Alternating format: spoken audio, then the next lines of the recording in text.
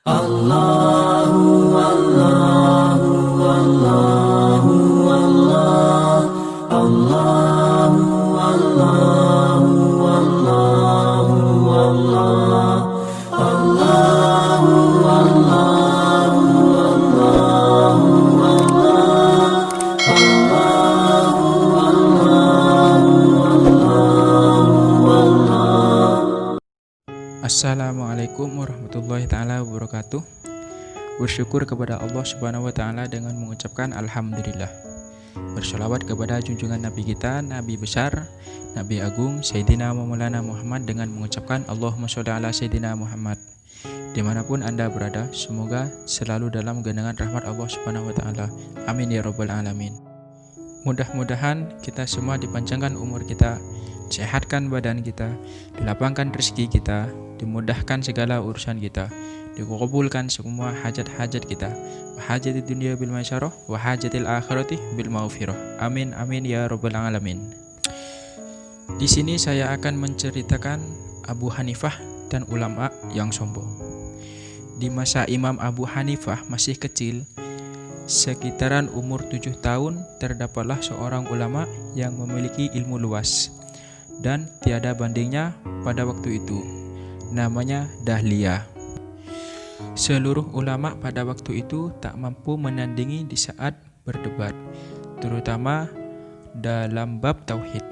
Oleh karena ialah yang merasa pintar, maka muncullah sifat kesombongan. Bahkan naudzubillah, akhirnya ia berani mengatakan bahwa Allah itu tidak ada. Sayangnya para ulama, bahkan naudzubillah, akhirnya ia berani mengatakan bahwa Allah itu tidak ada. Sayangnya para ulama pun tak mampu mengalahkan dia dalam berdebat. Lalu pada suatu pagi dikumpulkanlah para ulama di suatu majelis milik Syekh Hamid, guru Imam Abu Hanifah. Dan hari itu Abu Hanifah yang masih kecil hadirnya majelis itu. Maka Dahlia naik ke mimbar dan berkata dengan sombongnya, "Siapakah di antara kalian, hai para ulama, yang mampu dan sanggup menjawab pertanyaanku?" Sejenak suasana hening para ulama, semua diam. Namun tiba-tiba berdirilah Abu Hanifah dan berkata, "Omongan apa ini? Maka barang siapa tahu pasti akan menjawab pertanyaanmu. Siapa kamu, hai anak ingusan? Berani kamu bicara denganku?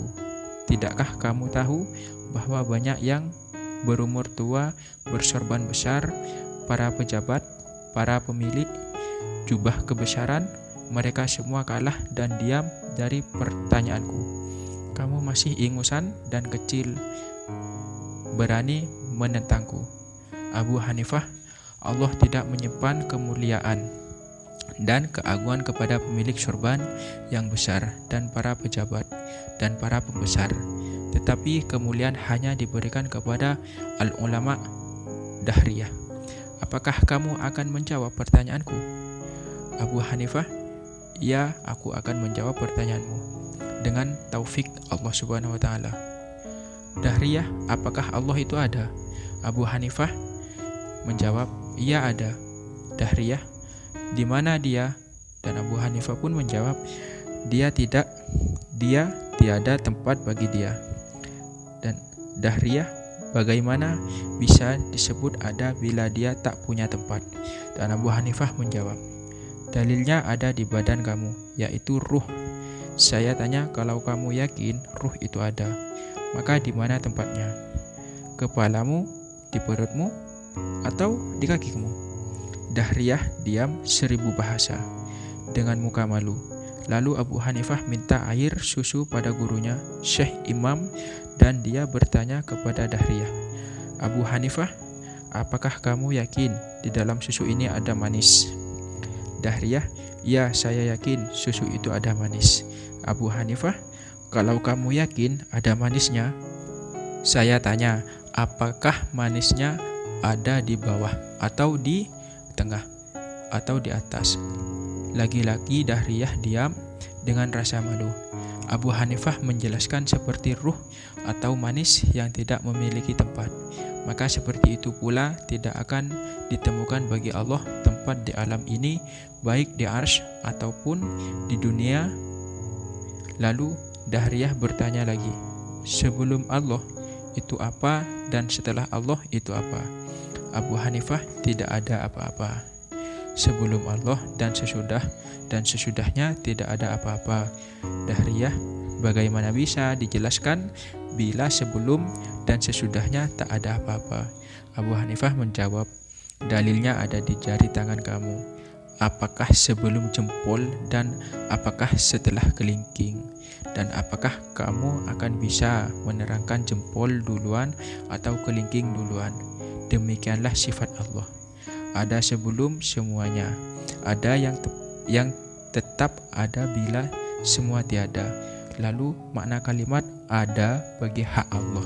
Lagi-lagi Dahriyah dipermalukan dan dia berkata, satu lagi pertanyaanku, yaitu apa perbuatan Allah sekarang ini? Abu Hanifah menjawab, kamu telah membalikkan fakta.